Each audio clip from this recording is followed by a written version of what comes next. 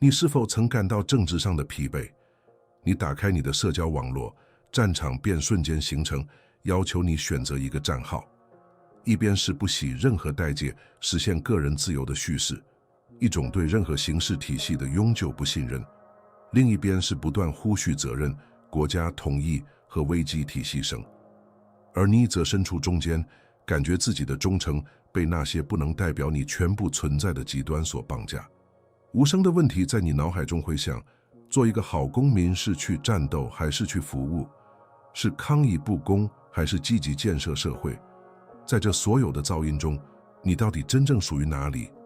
这种持续的分裂不是健康的辩论，它是一场叙事战争，粉碎了你内心的平静和你的身份，让你疲惫而困惑。这种政治上物假客观的感觉是真实的，并且令人极度疲惫。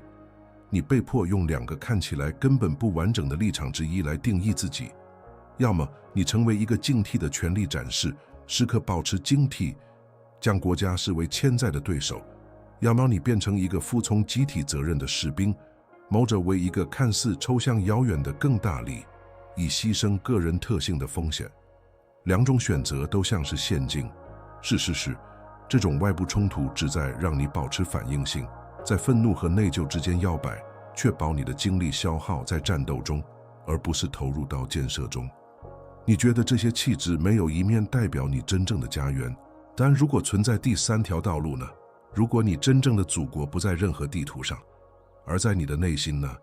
存在一种解决方案，一种更高级的公民身份形式，它能将你从这种虚假的选择中解放出来，让你重返中心。这个视频的承诺是明确的，我们将放弃被强加的战号，建立一个不可动摇的基础。我们将一起探索4多个公民的3个忠诚权。这是一张精确的地图，用意在不是灵魂的情况下驾驭现代世界的复杂性。这不是逃避现实，而是深入探索唯一无人能从你这里夺走的王权，对自我的掌控。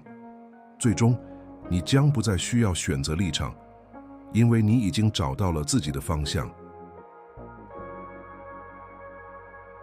这场忠诚之战的解决方案不在于一份新的政治宣言，也不在于选择正确的战号。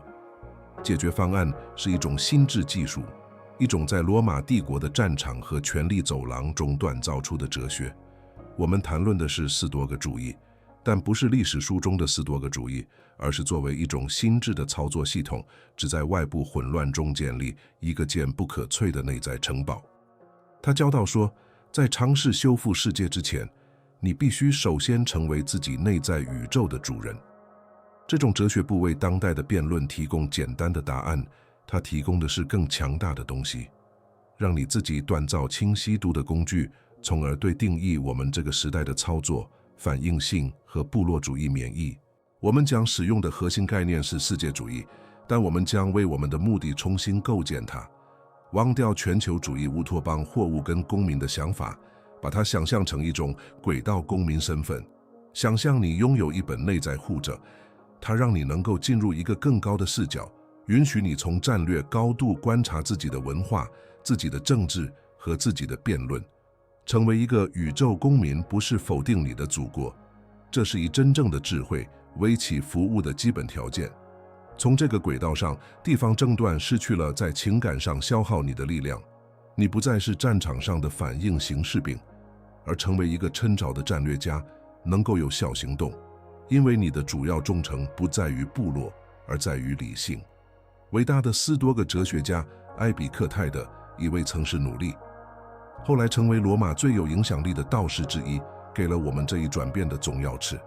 他说，不要说我是雅典公民，而要说我是世界公民 Psyche。 这不是一具适宜的生命，而是一项世纪而深刻的指令。你的根本身份，你真正的国际，属于理性和人类的共同体。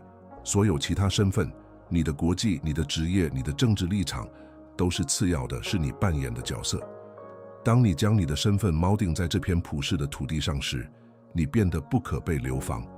没有政府能驱逐你，没有选举能动摇你的根基，没有危机能夺走你的祖国，因为无论你走到哪里，你都将它带在你的内心。我们现在开始我们的旅程。第一个，要征服的领土不在外面，不在政治战场上，它就在里面，在你自己的心智领土中。第一个人物，第一个也是最关键的忠诚权，是对于你自己的内在共和国。在你能够服务任何城市、州或国家之前，你必须首先学会统治自己。没有自制力，你对公共生活的参与将致使风暴中更多的噪音。一个被愤怒或恐惧之风吹动的，有一个反应性声音。你的第一个公民舞台，你作为公民的第一个责任，是在你自己的精神边界内建立秩序、和平与理性。这是现代世界叫你忘记的基本原则。他们希望你向外看，指指点点，选择立场，将你的精力花费在你无法控制的战斗中。为什么？因为一个能统治自己的公民是对操纵免疫的公民。真正的内在政治家明白，如果你的心智城堡是一片废墟，被焦虑的思想、失控的情绪和二手一件的军团所侵占，那么一个拥有财富和地位的帝国，或一个拥有安全边界的国家，都毫无价值。因此，我们的第一项工作不是走向公共演唱，而是静静地坐在我们自己灵魂的议事厅里，开始那份艰难但有益的统治工作。建立这种秩序的第一个时间，是像对待议会一样对待你的信纸。想想每一个出现的思想，都是一个请求发言的公民；每一种情绪，愤怒、恐惧、喜悦，都是一个试图影响你一天立法的强大排息。你作为这个内在共和国的执政官或主席的任务，不是压制这些声音，而是带着具体感情听他们，并用你最高的能力来判断他们。理性，你必须坚定地主持这个机会，质疑每一个动议。这个想法有用吗？这种情绪是基于现实还是错误的解释？这个观点是我自己的，还是我未经批判就引进的？统治你的思想是个人主权的最初行为。这里的内部冲突是巨大的，因为我们被条件化为生活在反应性情绪的保证之下。懒惰的心智住院选择瞬间冲动的独裁，也不愿选择理性的冷静神意。去赋予标题引发的愤怒，比停下来分析这里的事实是什么，解释是什么，一个领导者会如何行动，要容易得多。这种精神上的懒惰是混乱进入的大门。我们成为任何要求情感回应的外部刺激的努力，在每一次统治、每一次评论、每一条骇人听闻的新闻中失去我们的自主权。打破这种保证需要一个真正政治家的记录，他拒绝被自己头脑中最喧闹的派系所统治。需要保持的比喻正是这个：你的心智是一个共和国，理性必须是执政官，是拥有最终否决权的行政权力。逻辑和智慧是你的意愿，提供深思熟虑的建议。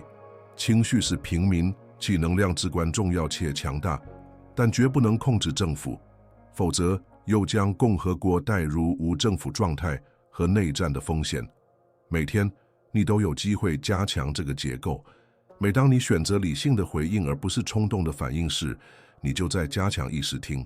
每当你质疑一个焦虑的想法时，你就在肯定你的内在执政官对恐惧派系的权威。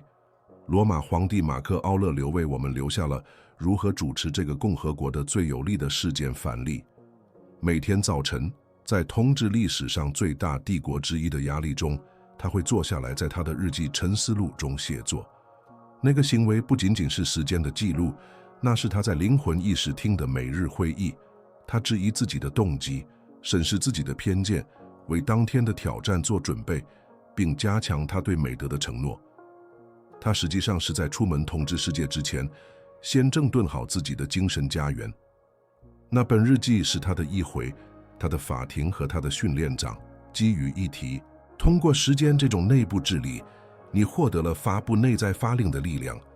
你获得了对愤怒的冲动说不，对恐慌的感觉说等等，对限制性信念说让我们审视一下的能力。这是真正的精神主权。这并不意味着你将不再感受到动荡的情绪，而是他们将不再有权支配你的行动。他们成为你可以深闻的心事，而不是你必须服从的暴君。这种内在权威是内在政治家所有力量和智慧建立的基础。没有它，任何外部行动的尝试都将是脆弱和不稳定的。征服你的城堡的第二个时间是作为你边界的守护者。你的内在公民责任是密切监视你允许进入你心智的东西。现代世界正处于一场争夺你注意力的持续战争中，用无尽的信息流、观点、暴行和分心事物轰炸你的防线。如果你不在你心智的大门处保持严格的警戒，它很快就会成为一个被他人意识形态捏造的恐惧和既不服务于你的复制，也不服务于你的清晰度的叙事所占据的领土。你需要成为一个有选择性且毫不留情的哨兵。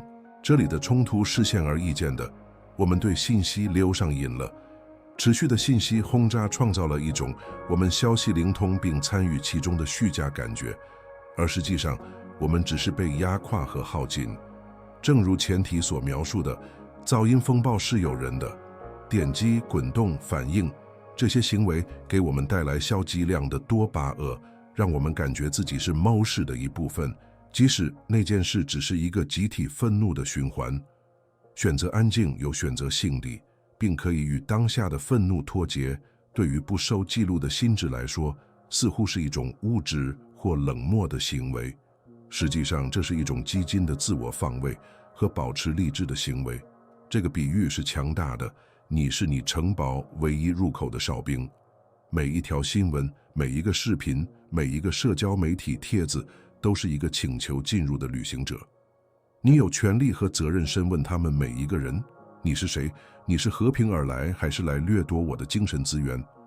你带来的是真相，还是仅仅是伪装成事实的观点？你会让我更聪明、更强大，还是只会让我更焦虑、更恼女？大多数敲门的信息都应该被牵走，只有那些带来智慧、真正知识和能加强你理性的观点的心事，才值得进入，并在你的宫廷中受到接待。这种精神完整性的一个历史原型是肖贾图，一位生活在罗马共和国末期的不屈不挠的士多个主义者。当罗马被腐败、贿赂和道德沦丧所淹没时，贾图成为了不可忽视的抵抗象征。他无法阻止腐败在他之外存在，但他可以确保他在他自己的心智或品各种找不到任何港湾。他是他内边界的凶猛守护者，拒绝让他那个时代的道德衰退污染他自己的城堡。他的心只是在一片拖鞋和软弱的海洋中一座原则的堡垒。这个事件的结论是获得只有内部安全才能提供的和平。当你知道你的大门被守护时，外部世界的噪音就失去了其威胁力。你可以从你城堡的城墙搞出远距持观察新闻和愤怒观点的风暴，而不会被它卷走。一个有选择性的心智的力量不在于物质，而在于清晰。你为真正重要的事情，为你选择战斗的战役，节省你的精神和情感能量，而不是被世界为了窃取你的注意力而发明的每一次小冲突所召唤。征服城堡的第三个，也是最后一个时间是成为一个危机模拟器。明智的政治家不等待入侵来测试他的防御，他在和平时期测试他们。在士多个主义中，这种时间被称为 premeditatio malorum， 即对恶的预想。这是为你内在共和国进行的一种公民训练。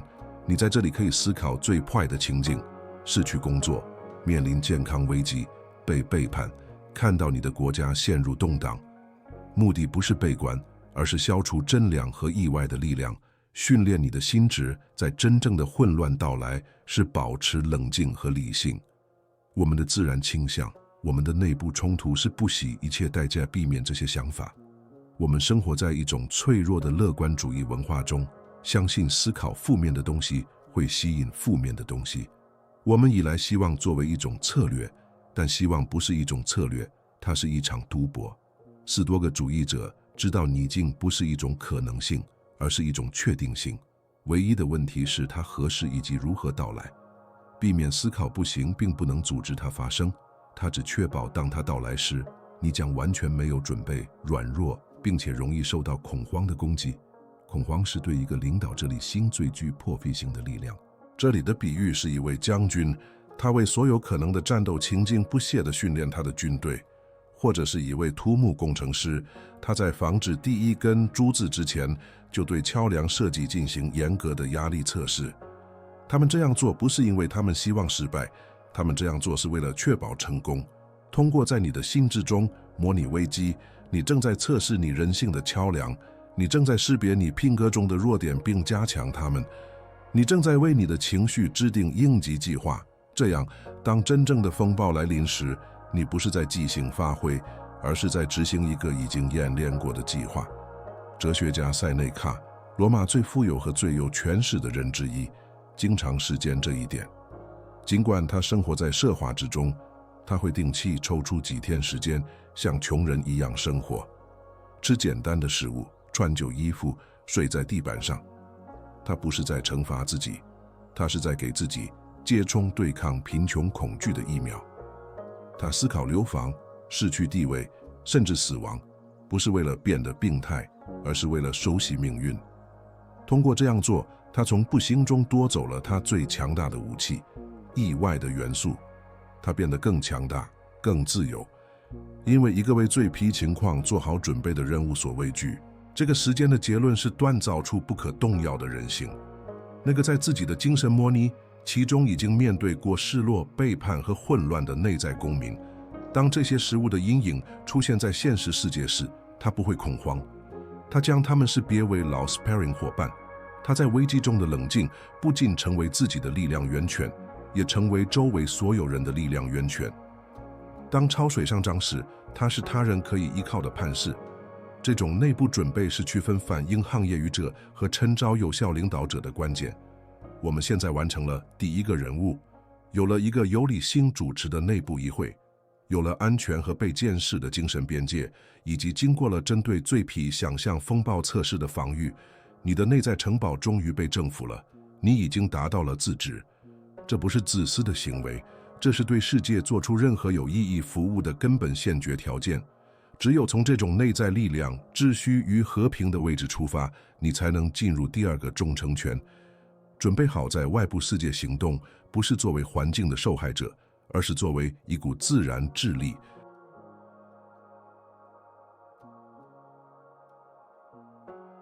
既然你的内在共和国已经建立了秩序，现在是时候将这股力量带到世界上了。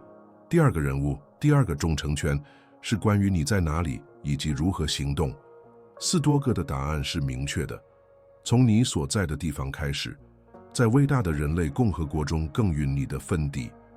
现代世界用全球影响力的幻想诱惑我们，让我们相信真正的改变只发生在大规模上。但那是一个产生挫败感和无所作为的幻觉。真正的力量在于将你的卓越和你的美的应用与你1平方米的责任范围。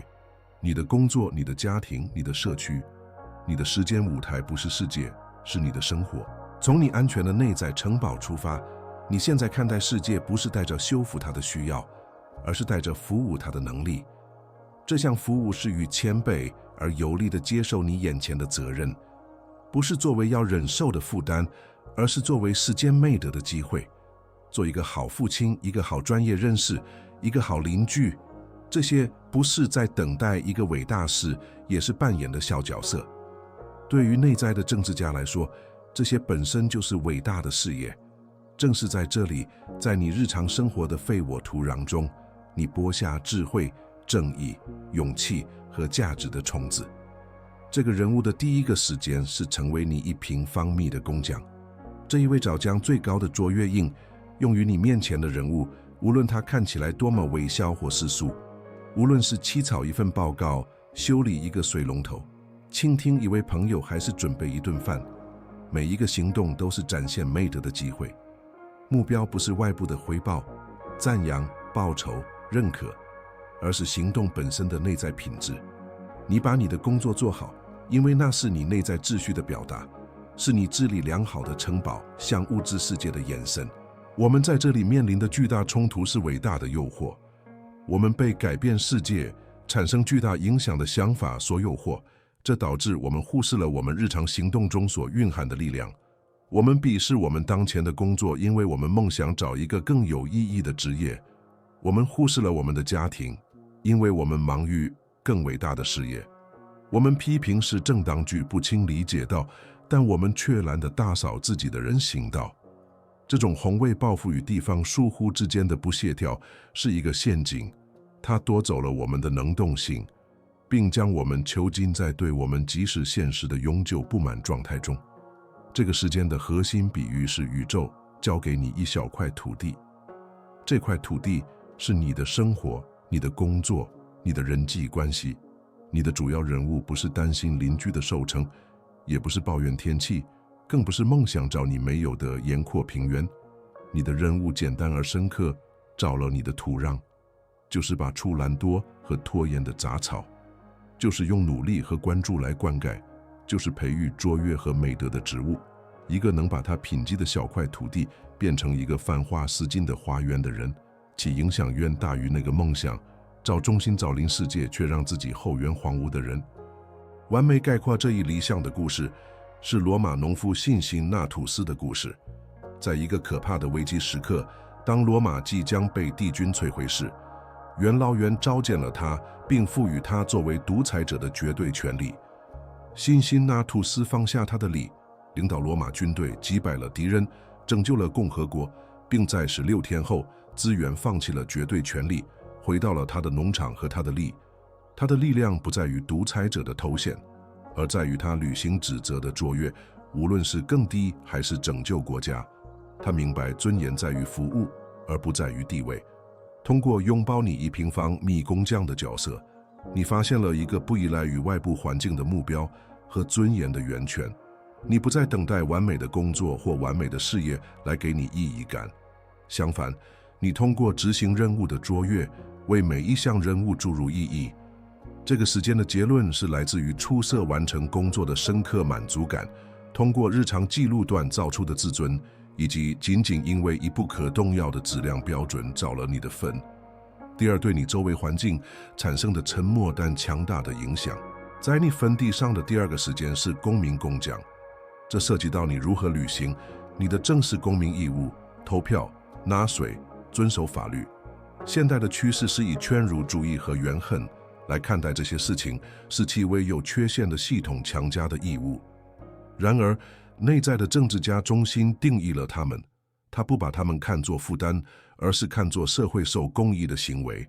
每一个有意识和卓越地履行的责任，都是对社会秩序和运作的自觉贡献，一种照了超出你个人围墙的花园部分的方式。当然，冲突在于那使人麻痹的犬儒主义。我的一票改变不了任何事，我的税款会被浪费或被盗。法律只挂用于小人物。这种无力感，尽管可以理解，却是一个邀请我们陷入冷漠和疏忽的陷阱。它免除了我们的责任。犬儒主义者在他的批评中感到优越，但实际上他只是退出了游戏，把场地留给了他所批评的那些人。另一方面，公民工匠拒绝向这种绝望屈服。他明白他的责任不是确保结果，而是以政治执行好自己的部分。想象社会是一座正在建设中的宏伟建筑，你履行的每一项公民义务都是你在这座结构中放置的一块砖。你可以随随便便地带着怨恨和匆忙地放置你的砖，从而削弱墙壁；或者你可以用大师级工匠的精确和细心来防止它，确保你的部分完美对齐、水平且坚固。你可能永远看不到最终的建筑，你可能不同意建筑师的设计，但你以不可动摇的确定性知道，你的转世带着美的仿制的，那是你的责任，你的力量和你的荣誉也蕴含其中。马克·奥勒留，世界上最有权势的人，正是这样看待他的帝国职责的。他不把他们看作师赋予他特权的神圣权利，而是一项泛重的工作，一项为人类风潮的服务。他在沉思录中不断提醒自己，他的工作是成为一个好人和一个好皇帝，尽最大可能履行命运赋予他的职责。他对一项帝国法令和他的个人行为应用同样的哲学。人物的大小无关紧要，执行的质量就是一切。他是罗马帝国建筑工地上至高无上的工匠。这个时间的结论是责任的彻底转变。曾经是不情愿背负的重担，现在变成了实践美德的平台。城市纳税成为一种正义的练习，知情并有意识的投票成为一种智慧的练习。遵守一项法律，即使你不同意它，也成为一种价值和认识到你是更大整体一部分的联系。通过这样做，你不仅无形中加强了社会结构，更重要的是，你加强了自己，将每一次与国家的互动都转变为你品格成长的机会。更与你分底的第三个事件是成为等级关系的邻居。多个哲学家希洛克里斯发展了一个强大的模型来理解我们的社会义务。一系列同心圆，中心是呢，第一个圆圈包含你的直系亲属，下一个是你的亲戚，然后是你的邻居、你的同胞，以此类推，直到最后一个圆圈包含全人类。根据希洛克里斯的说法，有的公民的任务是不断努力将这些外层圆圈拉得更近，将陌生人视为同胞，将同胞视为邻居，将邻居视为家人。工作从内向外开始，我们面临的冲突是我们倾向于做完全相反的事情。我们对世界另一端发生的问题形成了强烈而热情的看法，却忽略了隔壁年迈邻居的孤独或我们街上小商贩的困难。这种道德原始让我们因为关心遥远的事业而感到忧的，但却让我们忽视了我们的美德可以产生真实和即时影响的舞台。发布关于全球不公的帖子，比向我们力所能及范围内的人提供帮助要容易得多。本地行动需要真正的努力，而遥远的关心只需要一次点击。希洛克里斯的通心圆比喻是你的时间指南，你是你自己影响范围的引力中心，你的首要责任是对持你最近的天体的秩序和复制负责。成为一个好的世界公民，总是从成为一个好邻居开始。问你街上的人，他过得怎么样，并真正倾听答案，不亲自来的提供帮助，支持本地企业，参加你的社区会议。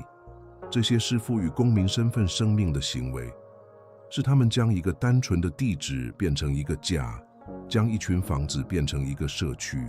艾比克泰德在他的演说中对此毫不留情。他认为，不能让你成为一个更好的儿子、更好的兄弟、更好的父亲和更好的邻居的哲学是完全无用的，它只是一个空洞的智力练习。你哲学和公民进步的证明，不在于你辩论抽象思想的能力，而在于你人际关系的质量和你的日常行为。你的哲学必须在你的行动中可见，在你如何对待为你端咖啡的人，在你如何回应一个愤怒的邻居，在你如何履行对你家庭的承诺中。通过时间等级关系的邻里关系，你意识到真正的全球变化是一直且有德的本地行动的副作用。你不需要把世界的重担扛在肩上，你只需要由压而负责地承担你自己影响权的重量。通过这样做，你创造了一个向外扩散的秩序和善意的涟漪。一个强大的社区仅仅是一个强大邻居的集合，一个公正的国家是一个公正社区的集合。革命是与你的街道、你的大楼、你的家。我们现在完成了第二个也是至关重要的任务。通过成为你1平方米的工匠，通过将你的公民义务转变为美德的世间，并通过从内到外地照顾你的影响权，你将你的内在力量扎根于现实世界。你学到了最高尚的服务不是宏伟的，而是当下的。你不再被世界问题的巨大所麻痹，因为你发现在好好照了自己分地中所蕴含的无限力量。现在，也只有现在，你准备好迎接最后一层智慧，将你的本地行动与你的宇宙公民身份联系起来。在征服了你的内在城堡并以卓越之心耕耘了你的本地分地之后，我们来到了第三个也是最后一个忠诚权，激活你的宇宙公民身份。这是将内在政治家从一个好的本地公民提升为他自己生活的真正哲学望的一步。这是关于将你的日常行动，你在你1平方米上的工作与一个普世的视角联系起来。正是在这里，你学会使用宇宙罗盘，确保你在你的城市迈出的每一步，都在某种程度上与人类社区的更大力以保持一致。这不是一个抽象概念，而是一个用于决策的使用而强大的过滤器。它将你从部落主义的最终陷阱中解放出来，即相信对我们群体好的东西，根据定义就是好的。宇宙公民身份要求你将目光提升到你的国家、你的文化和你的政党的边界之外。它要求你将自己视为一个物种的成员，一个参与在伟大而复杂的人类事业中的人。从这个高度，你的主要忠诚转移到理性、美德和人性。正是这种更高的忠诚开始告知和引导你对自己国家的忠诚。即或者种公民身份的第一个时间，是在你的行动中使用世界主义过滤器。在你的工作、你的社区，甚至在投票中做出重要决定之前，你问自己一个简单而深刻的问题：这个行动是否服务于整个人类社区？这个问题作为一种强大的解毒剂，对抗盲目爱国主义和短期自身利益的毒害。它迫使你考虑你选择的第二和第三级后果，超越你的直接利益或你群体的利益。这里的内部冲突是部落主义的巨大力量。我们在生物学上被变成为偏爱我们自己的群体。爱国主义在其最基本的形式中利用了这种本能，创造了一种强大的归属感和身份认同感。相信我们天生比他们更好或更正义，是一种强大的精神药物。使用世界主义过滤器要求你抵制这种诱惑。它要求有勇气质疑你自己群体的叙事，以及由智慧去认识不同视角的人性和有效性，即使是你的对手或竞争对手的视角。正是在这里，宇宙落盘的比喻成为你的日常工具。现代政治为你提供混乱的地图，每一张都指向一条不同的繁荣之路，每一张都坚持自己是唯一正确的道路。内在的政治家保留这些地图，但依靠落盘航行。这个内在的落盘总是指向普世理性和共享人性的北方。当一项政策或行动，即使看起来对你的国家有益，却指向部落主义、残忍或更大范围的不公的南方时，你就知道这条路是错的。当那些地图只提供混乱时，你的落盘给予你清晰。像前提中提到的美国和中国的比较分析，反应性的公民被迫选择一边，将争端视为自由与保证之间的道德斗争。内在的政治家使用他的世界主义过滤器，看到了一个更复杂的画面。他看到两个伟大的文明在使用非常不同的策略来组织数以百万计的人类。他以批判的眼光分析这两种策略，认识到每种策略中的优点和缺点，评估它们不是一句国家忠诚的标准，而是一句理性、正义和人类繁荣的普世标准。你通过这种时间获得的力量，是以全球意识在本地行动的能力。你的每一个小行动，你经营生意的方式，你教给孩子的价值观，你投票给的候选人，都注入了更宏大的目的。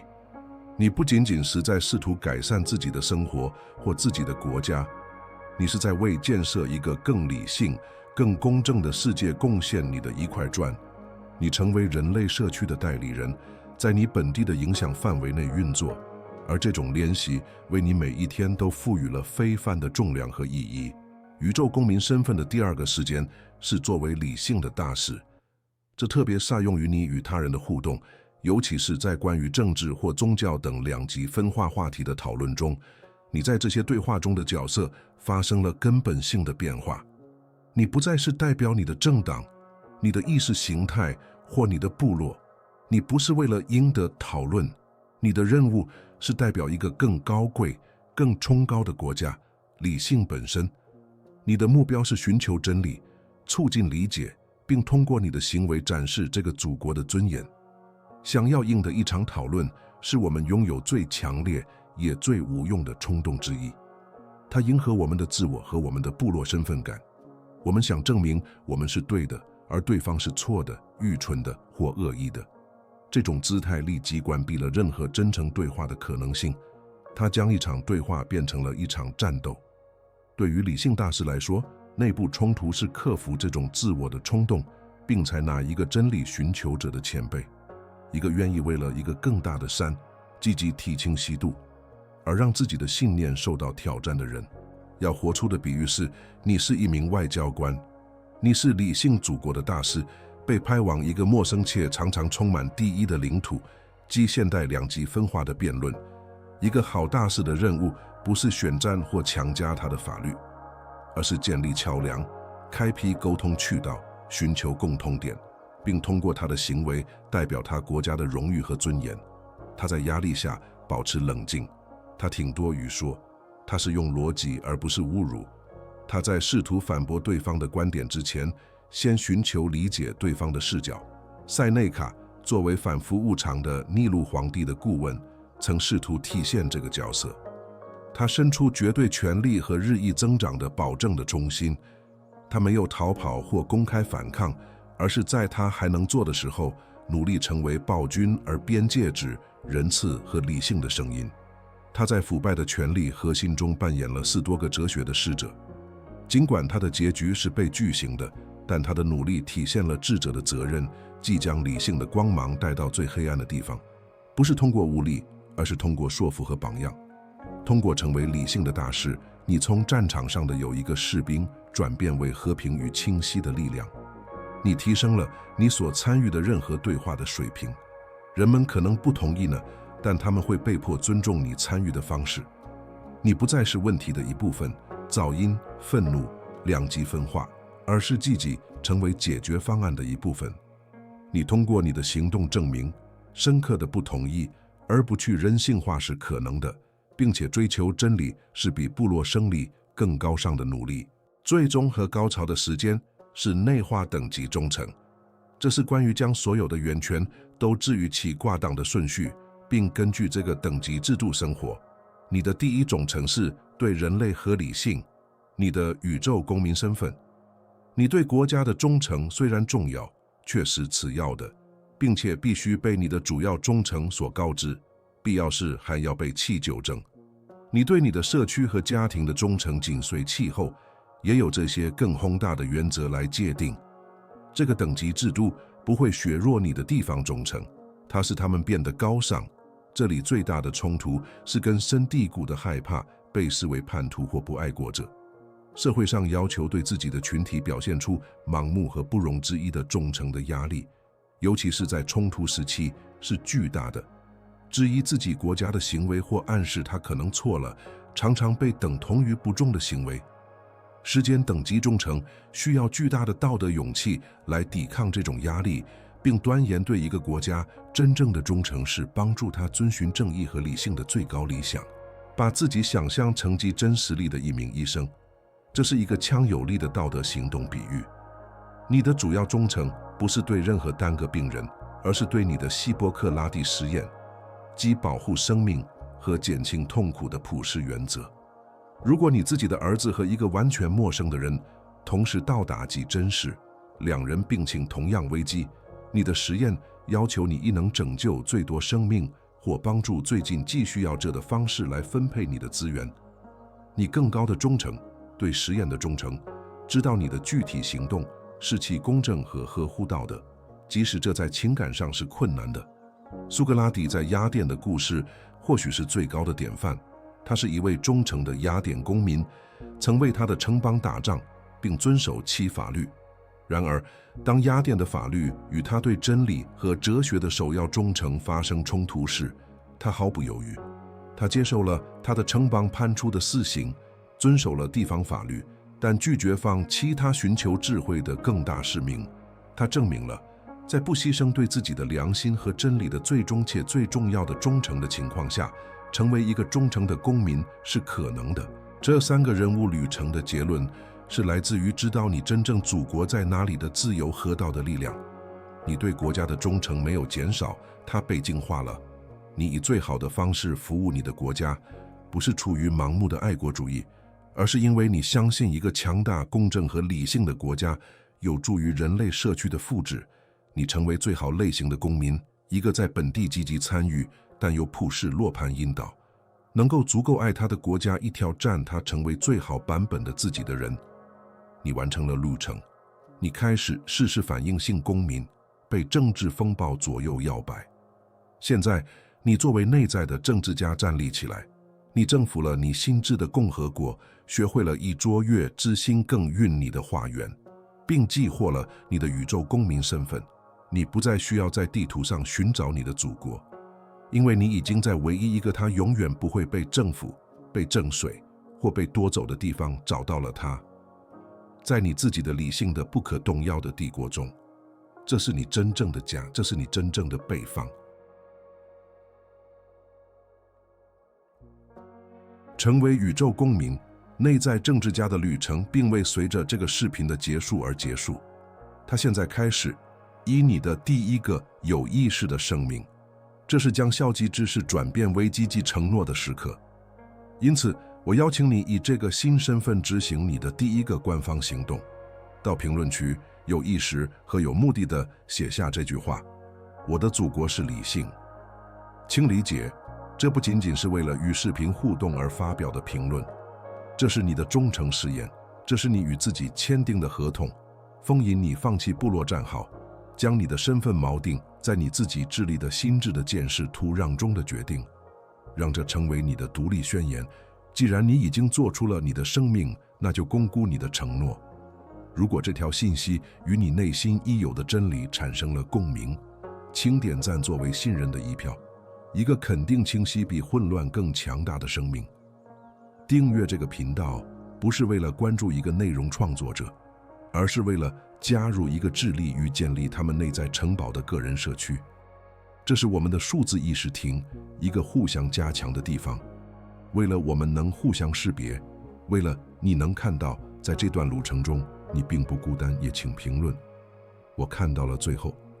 这是那些真正致力于的人的信号，是那些完成了他们作为政治家训练第一步的人的标志。你今天的最终任务是扩展这个信息。作为理性的大师，你现在的责任是帮助引导那些仍然迷失在噪音风暴中的人。想象你生活中一个音量几分化而精疲力尽的人，一个你知道会从这个视角中受益的人，与他分享这个视频。这不是传教行为，而是服务。这是为正在无方向航行的人提供一张地图和一个罗盘。通过这样做，你不仅仅是在分享一个视频，你是在积极地耕耘你在人类共和国中的份地，播撒理性和资给自足的种子。现在就行动，服务你的街道，就像你服务宇宙一样。